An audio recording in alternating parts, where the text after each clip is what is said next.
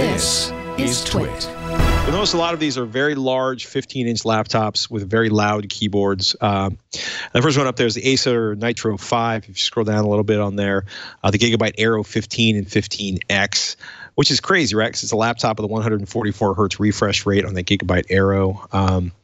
The Samsung Notebook Odyssey Z, that'll support 16 gigabytes of RAM, 1 terabyte of NVMe PCI storage, which isn't that unusual. And it's just a regular 15.6-inch 1080p display. Although having a late model 1060 on that is a nice touch. Asus ROG Zephyrus M. And you keep going, the Asus ROG G703. If you want to spend all the money on a laptop, you can do it. Although it's kind of impressive. Because right now, I mean, it's funny because GPU prices are coming down. We should probably mention that. But I'm looking at this, like a 120 hertz display, GTX 1060 at like $1,500 in a high performance gaming laptop. That's a pretty good deal. So, God damn. Yeah, and I was talking about it on Tech Thing this week. GPU prices are still almost 2x MSRP, but there are a lot, especially if you go over to Newegg, there are a ton of GPUs shipping right now, and you're looking at like 3 gigabyte 1060 starting at around $290, 6 gigabyte cards starting at somewhere between $330, $350 for GTX 1060. Of course, 1070s and 1080s are available. Checkbook.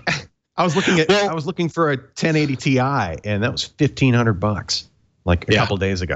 So that's, most people aren't spending that much on the whole rig, let alone just the graphics card. So well, I agree, but I mean, if you take a look at these numbers in here, right? That's $679 down from a peak of probably $1,400. Exactly. It was outrageous just in terms of with the cryptocurrency mining and a variety of other items too that probably contributed to the prices getting jacked up the way they were. But I also realized that my last video card upgrade was related to the release of Far Cry 4, and now that Far Cry 5 is out, I'm finding that it runs really well on my 1060 with 6 gigabytes. But I'm wondering if how much better would it be with a 1080? But there's no way I'm spending $1,500 on a graphics card in my current rig. I'd have to be building a whole brand new system for that. Yeah, what's your monitor size? What's your resolution on your monitor? Yeah, see, I'm also running at like 1920 by 1200, and what else? Yeah, so I can run everything got a nice at ultra. 1060 for you. Well, I mean, I can run everything at ultra at a solid 60 frames a second. So I definitely need a monitor upgrade first before I go crazy on the graphics card side of bumping that up a little bit further. But I'm super happy. I'm actually happy with how well the system performs with some of the latest AAA titles coming out.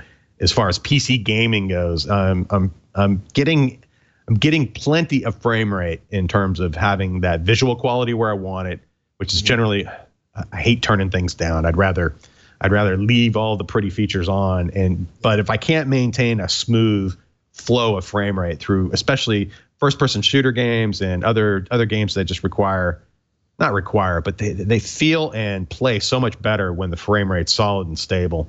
That's what's most important to me. And yeah, there we go. Send my pet dog at the enemy. Actually, I'm having a hard time staying on track with the storyline in the Far Cry 5. It's more or less every time I come across a new vehicle, especially the flying vehicles, I'll just start tooling around. Crazy. Let's go explore the environment until I'm either shot out of the sky or chased down by the hordes of the cult members or whatever. So I'm actually enjoying that game quite a bit, and it has a fantastic audio soundtrack as well. That still continues to impress me. Like if somebody told me 5 or 10 years ago how the video game industry would be on par or exceeding what Hollywood does in terms of money generated and how much you can get in the first 3 days of a title being released compared to, say, box office receipts and things like that. Video games are here, and they are probably one of the most powerful forms of entertainment in terms of as a business we have on this planet. And with titles like that, although I will say, I bought Far Cry 5, the pre-ordered it before it came out, and I know better than to be doing that, because you will always find glitches and bugs and little things that just kind of take you out of the moment. And Far Cry 5 is no exception. It will be a better game in a month or so when they get the first couple of patches out. So right, that's if I have one regret, it's that. But otherwise, I'm loving it.